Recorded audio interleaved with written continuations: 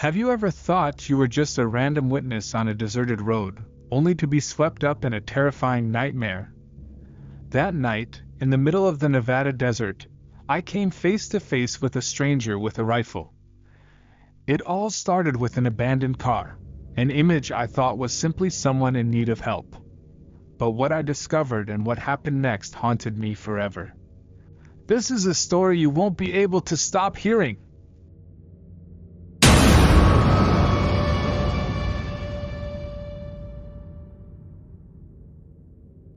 I am Jacob Miller, a 37-year-old truck driver from Bakersfield, California.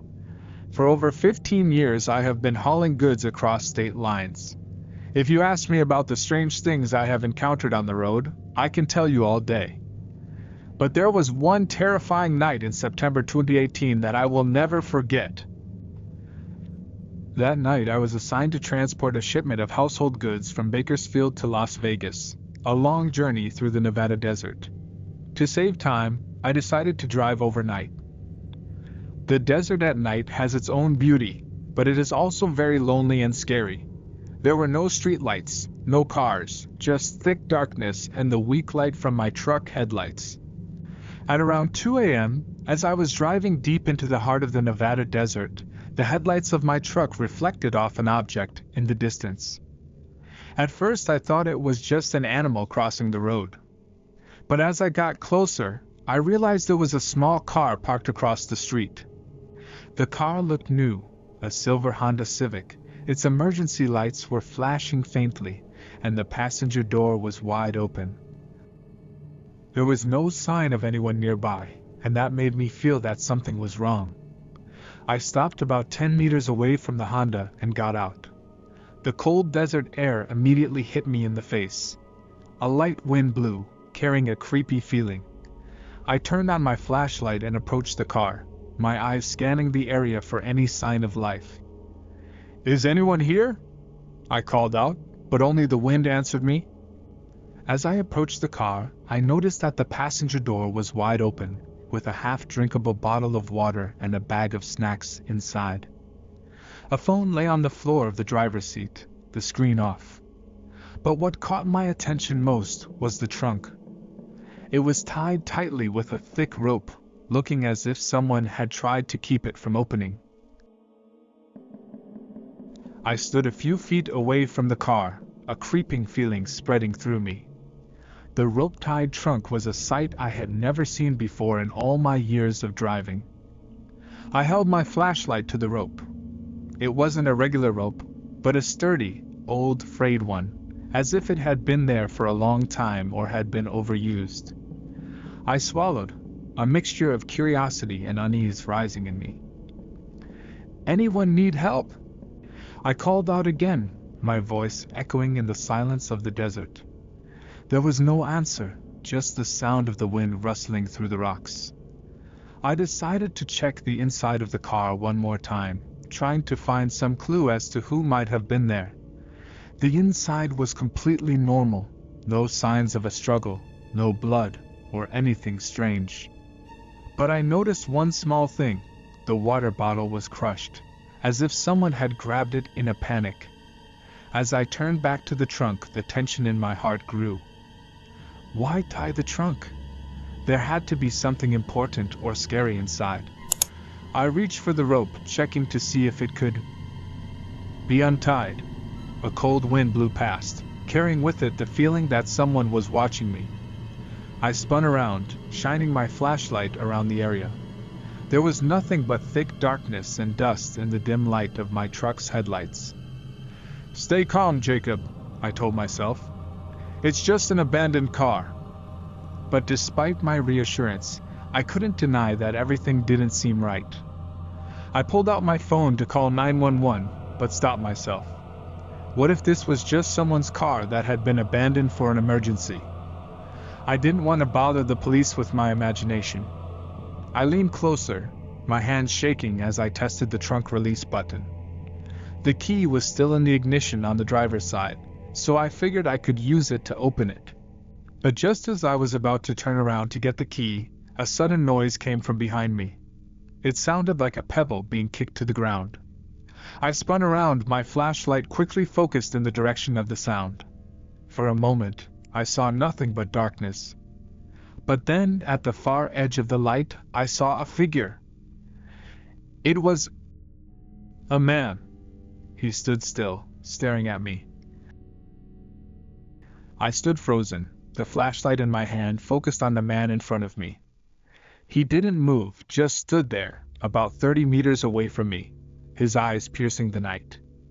He was short, stocky, wearing a wrinkled plaid shirt and ripped jeans.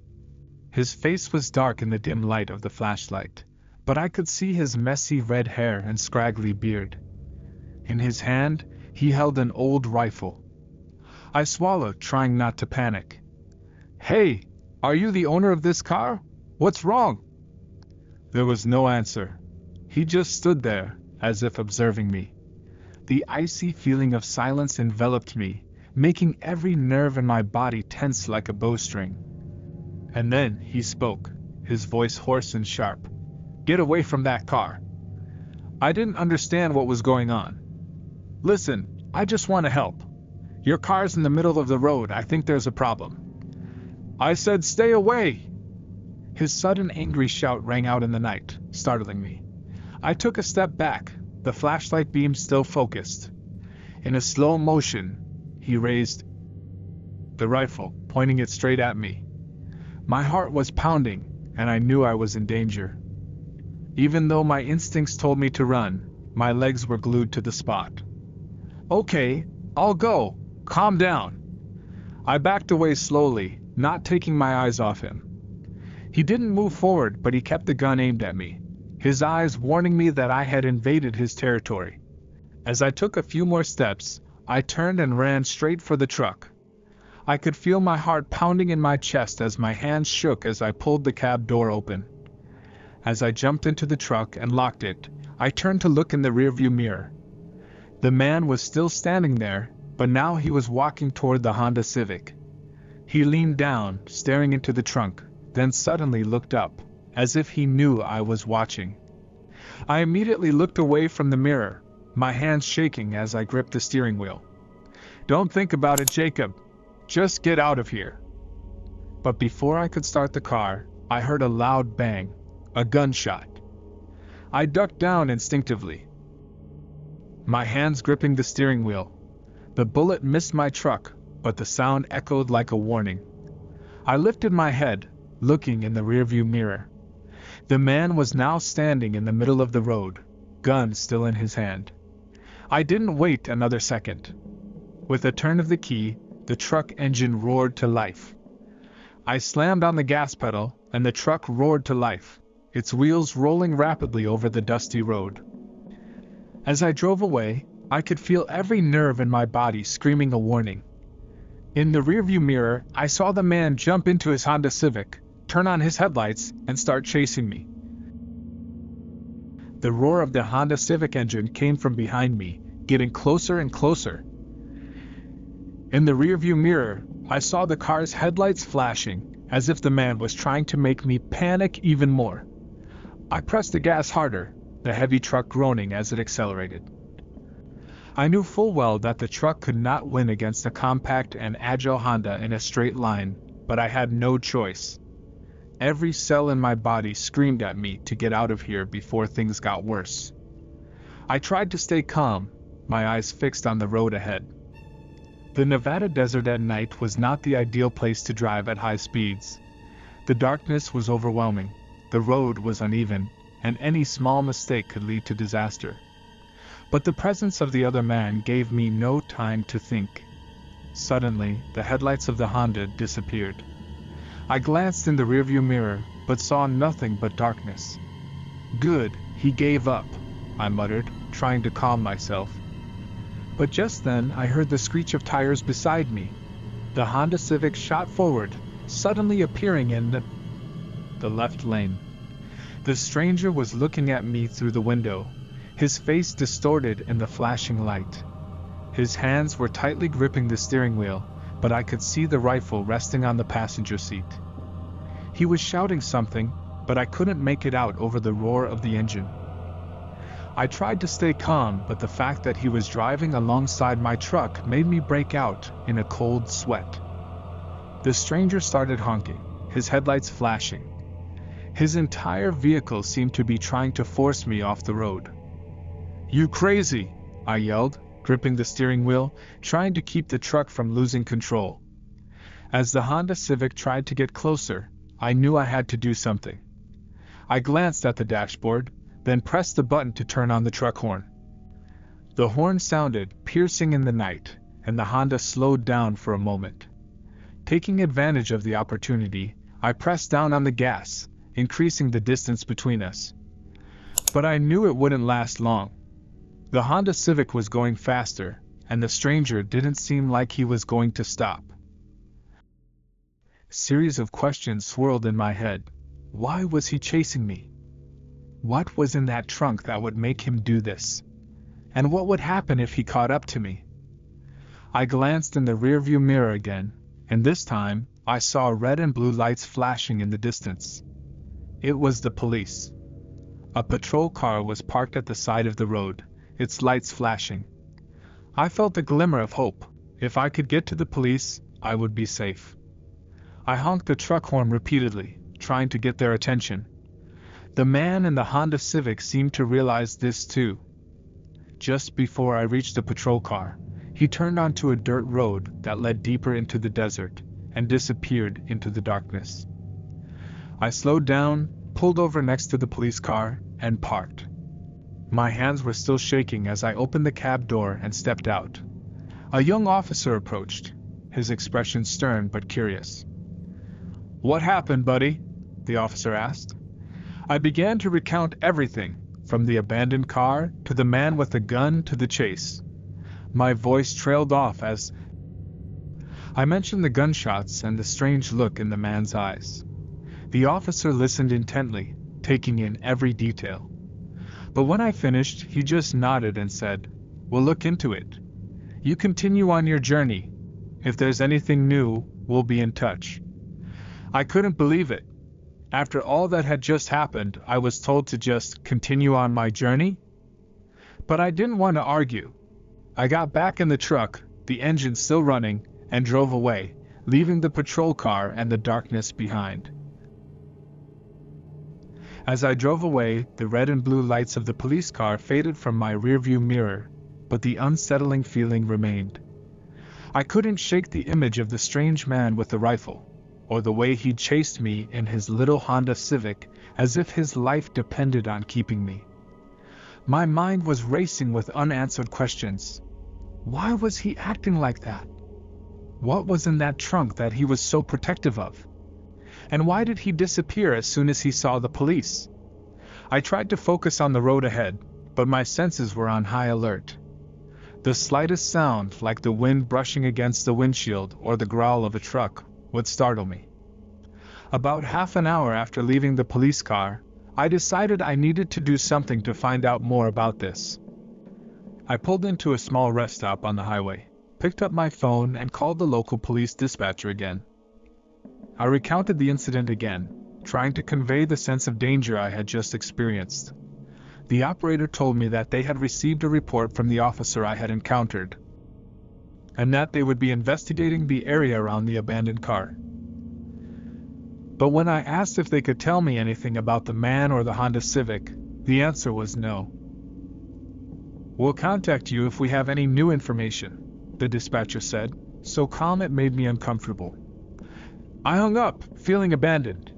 It was all too unusual to ignore, but there was nothing I could do but get back into the cab and continue my journey. As I got back on the highway, dawn was beginning to creep across the horizon. The sky turned from pitch black to a cold blue-gray. I tried to reassure myself that I was out of danger, but I still felt uneasy. I had driven for about an hour when I saw something that made me freeze. Along the side of the road, I recognized the silver Honda Civic. It was parked on its side, the headlights off, the doors wide open. There was no one inside. I felt my chest tighten. How could this car be here? The man had disappeared when I saw the police, so why was this car in front of me? I slowed down but didn't dare stop completely. I kept a safe distance and slowly drove past the car, my eyes glued to it to see if anyone was nearby. But there was no sign of life, just the car, standing silently like a ghost on the deserted road. I drove further, but felt like something was lurking in the darkness. I didn't dare stop at any more rest stops, nor did I dare look in my rearview mirror. When I got to Las Vegas, I delivered the goods as usual, trying to hide the anxiety on my face from the supervisors. But when I returned home the next day, I couldn't stop thinking about what had happened. I decided to try to find out if anyone else had experienced anything similar on that highway. I posted my story on a forum for truckers, hoping to find answers. Within hours, I had dozens of comments. Some said they had seen a similar vehicle abandoned in different locations in the Nevada desert. Others told of strange experiences with strangers trying to stop them on the road.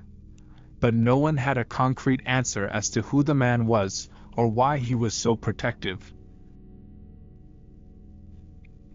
I couldn't stop thinking about it for weeks afterward. Part of me wanted to go back to the desert, find that Honda Civic, and open the trunk to find out the truth. But another part of me knew I shouldn't risk it. Some secrets are best left unsaid. In the days that followed, the images of the man with the rifle, the abandoned Honda Civic, and the rope-tied trunk continued to haunt me. Even though I returned home and continued with my next shipment, I couldn't shake the feeling that it wasn't over. I went back to the trucking forum to read the comments I'd received. Some of the responses made me shudder. Another driver said he'd seen an identical truck parked on the side of the road, but when he tried to stop to check, a figure jumped out of the shadows and forced him to drive away. Another said they'd heard that trucks with roped trunks were often involved in criminal activities, drug smuggling, weapons smuggling, even kidnappings. But one comment caught my attention. A user named Roadhunter1978 wrote, **. If you ever see an abandoned Honda Civic in the Nevada desert, it's best not to mess with it. I've heard stories about these cars being used as bait by bounty hunters. They leave them as if they need help, and when someone stops to check, they rush out. They might just steal the money, or worse." Reading this, I felt a chill run down my spine.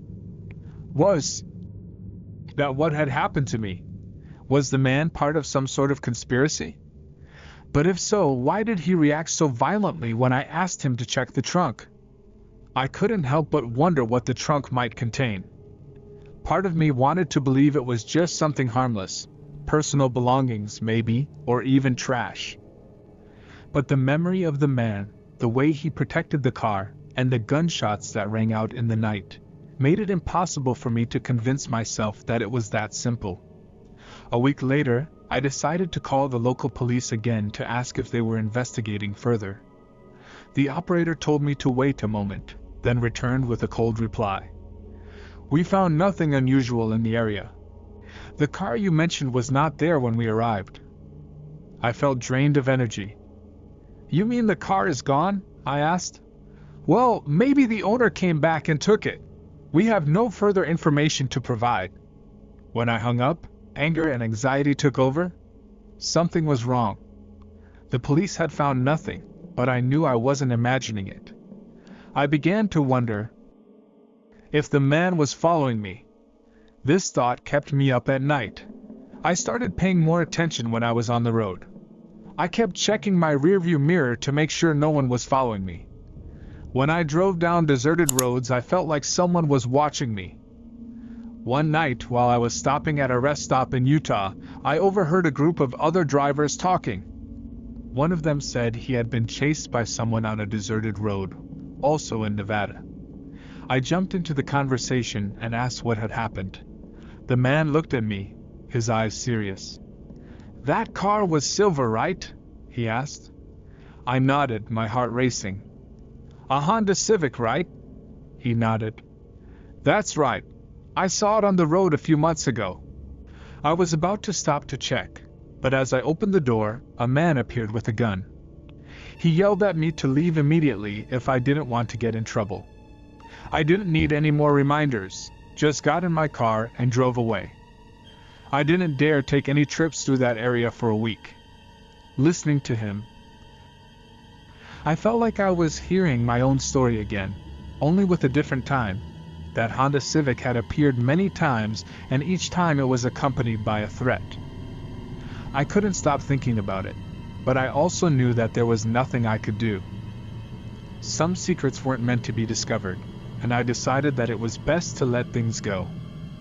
But deep down, I knew that if that car ever appeared in front of me again, I wouldn't be able to stop myself from checking the trunk. After my conversation with the Utah drivers, I returned to the truck, my mind racing. Their stories seemed to confirm that the Honda Civic and the strange man were more than just a coincidence. But I still couldn't find a clear answer. Who was he? And why was he so protective of the car? In the days that followed, I became haunted by the event. I couldn't concentrate on work as I had before. Every time I saw an abandoned car on the side of the road, my heart would race, and my mind would immediately return to that terrible night in Nevada. One evening, sitting alone in my apartment in Bakersfield, I decided to search the internet for any information I could about similar incidents. I started by searching for keywords like abandoned car Nevada, desert gunman, and rope-tied trunk. Most of the results were irrelevant, but after hours of digging, I found a small article on a local news site. The article described how police discovered an abandoned Honda Civic in a suburb near Las Vegas, not far from where I had met the man. Police said the car showed signs of being used in a crime, but didn't provide any further details. But what made me shiver was the last paragraph of the article.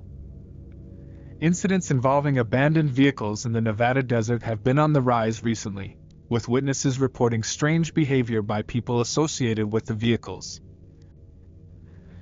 Police advise the public to avoid approaching abandoned vehicles and to contact authorities if they see anything suspicious. After reading, I felt a surge of anxiety. Could the Honda Civic I had encountered be part of this chain of events? And if so, why hadn't the police opened up about their investigation further? In the weeks that followed, I realized that the event not only left me with unanswered questions, but also had a serious psychological impact. I began to fear driving at night. I used to feel comfortable driving through deserted roads, but now the darkness of the desert made me feel suffocated. I often looked in the rearview mirror, feeling like someone was watching me. There were nights when I dreamed that I was back in the Nevada desert, facing the Honda Civic again. In the dream, I got out of the truck, approached the car, and opened the trunk. But before I could see what was inside, the man with the gun appeared, this time not only shouting but pulling the trigger. I woke up with a start, sweating profusely, my heart pounding. I also became skeptical of the people around me. At each rest stop, I kept an eye on each face, looking for any signs of familiarity, afraid that the stranger might appear at any moment. One day, I received a direct message from Road Hunter 1978, who had left a comment on the trucker forum earlier. He said he wanted to share more information because he thought my story was related to something he had heard. We spoke on the phone. Road Hunter told me that there was a gang of criminals operating in the Nevada desert who used abandoned cars as traps.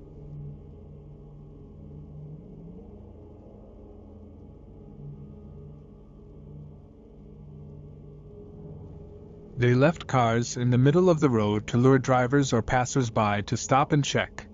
When someone approached the car, the gang would emerge, often armed, and commit robberies or worse. "That guy with the gun you saw could be part of them," he said. "But I've never heard of them firing warning shots without doing anything else." He was protecting the trunk for some other reason. This made me even more nervous. If the man wasn't just a robber, what was he protecting? One night, sitting alone in my apartment, I came up with my own theories. Smuggling or human trafficking. Maybe the Honda Civic was involved in a smuggling ring, and the trunk contained illegal goods or even a person. Personal crime. The man could have committed a crime and tried to cover it up by hiding evidence in the trunk. Another personal reason, this one made me shiver the most. If the man wasn't involved in any organization, but was simply protecting a private secret, like a body or evidence of a personal crime. I never went back to the Nevada desert.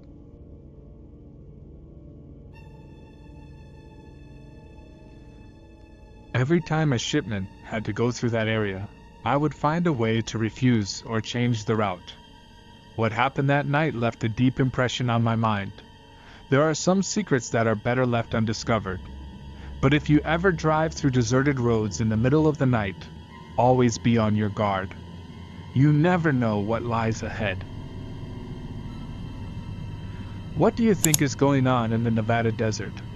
What secrets is the man with the gun hiding? Leave your thoughts in the comments. And don't forget to like, share, and subscribe for more horror stories. Thanks for watching, and stay safe on your journeys.